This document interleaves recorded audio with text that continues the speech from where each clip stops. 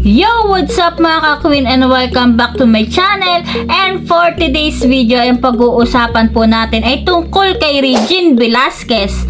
Di sigurado kung babalik pa ba sa pag-arte? Pero bago ang lahat, sa mga bagong pasok pa lang sa akin YouTube channel at sa aking Facebook page, ay huwag niyo po sanang kalimutan na i-like, share, subscribe, and click nyo na rin po yung notification bell para lagi po kayo updated sa aking mga susunod na video.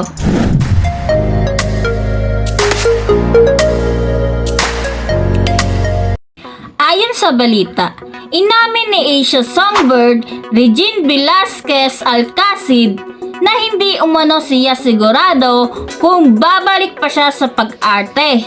Sa muling pagpirma ni Regine ng exclusive contract sa ABS-CBN kamakailan bilang kapamilya, tinanong siya kung game daw ba siyang sumabak ulit sa pag-arte. Pinag-iisipan ko kung gusto ko pang umarte. Hindi ako sure, sagot ni Regine sa naganap na contract signing sa ABS-CBN. Hindi raw kasi niya itinuturing ang sarili bilang aktres kahit kailan. Parang di ako masyadong magaling doon, ang sabi pa niya.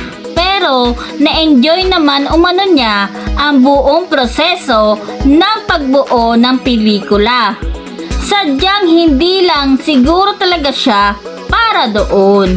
Mas gusto ko talaga yung kumanta. Mas na-enjoy ko talaga yon kesa yung umarte.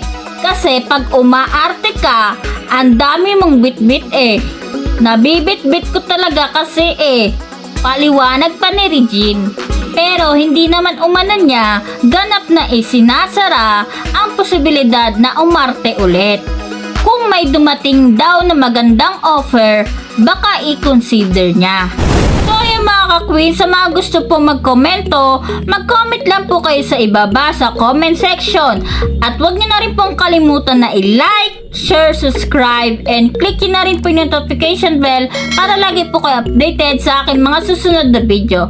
Muli, ako nga po pala si Queen Magnus, ang nagsasabing tulong lang, wanted lang, and God bless, keep safe.